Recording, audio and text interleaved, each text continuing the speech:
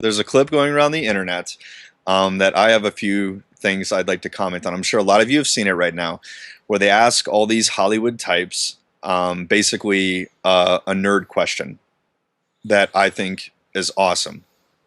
For any of you not in the know, I have a new weekly series that happens on Mondays called Retro Rumble, where I basically do this exact kind of thing that they do in the video. I take two pop culture things, whether it be video games, movies, television, things from the past, and I put them in a room and say, if these two forces had to meet, who would win? We've done the X-Wing versus the R-Wing, Jack Burton versus Buckaroo Banzai, like everything. Anything pop culture is fair game. So check it out, Mondays on the Jimbo channel, please. Thank you. Shameless plug. So in this video, they put up two against each other that I'm honestly pissed I didn't think of. So I got to give them credit for that. So we have the Millenium Falcon versus the Starship Enterprise. So opinions aside on this, on who would win, guys, that's not really the point of why we're talking about this. I was honestly amazed because they asked people from all different facets of Hollywood, like actors from Game of Thrones, directors, writers, people in big movies, people on television, who they thought would win. And Tyler, I think over half, probably maybe 60% of the people they talked to had no fucking idea what either of these two things are. And I was thinking, like, not all, they weren't talking to the Miley Cyruses and the Justin Biebers that were like these, young, idiots who have way too much money to actually be able to think. We're talking people that are older than Tyler and I, meaning they were around probably for the first Star Trek. They were around when Star Wars actually came out in theaters. So it's not a generational gap. I'm just amazed that, considering that this is literally what they do for a living. They are in the throes of pop culture. And Star Wars and Star Trek, I don't think is a stretch to say, are two of the most iconic anythings to ever grace pop culture. It's almost like the Coke and Pepsi of movies and television. Which one is better? That's probably the original nerd debate. What's better, Star Wars or Star Trek? That was probably the first nerd fight. And these people were clueless. They're like, well, the Millennium Falcon. And they're like, okay, why? They're like, I don't know, because it sounds better. I'm like, I like the name. What the fuck, man? Like, how do you not know what this is? Like, what kind of rock were you living in? Were you living in the fucking Vault-Tec vault or something? For the last 40 years that you don't know who Captain Kirk is? You don't know who Han Solo is? That is incredibly unprofessional, considering that this is the industry that you work in, and you don't know what that is. But the dude from Game of Thrones, I forget his name, and I'm totally losing nerd cred now, the old guy who was hanging out with Stannis Baratheon, gave a super cool answer, one of the super cool answers. He was like, oh, the Millennium Falcon, no doubt. And they're like, why? He's like, he's got a better pilot. I was like, he's got a point. Like, they do have Han Solo and Chewbacca.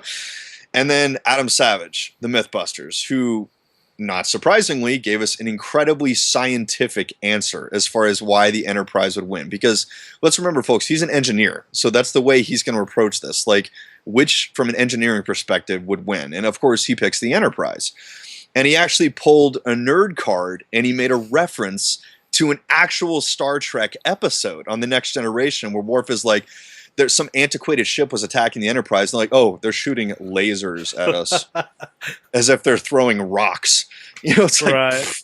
Lasers, that's for kids. We have fucking photon torpedoes, for God's sakes. But to go on record as far as who would win, guys, let's cut through the bullshit here. Is the Millennium Falcon awesome? Yes. Is Han Solo awesome? Yes. Is Chewbacca awesome? Yes. Is Star Wars fucking awesome? There is not one bone in my body that will ever disagree with that. Guys, the USS Enterprise, we're talking about a blue whale against a nurse shark as far as size. This is a Galaxy-class warship whose singular purpose is to wipe out other enemy ships. That's why it was built.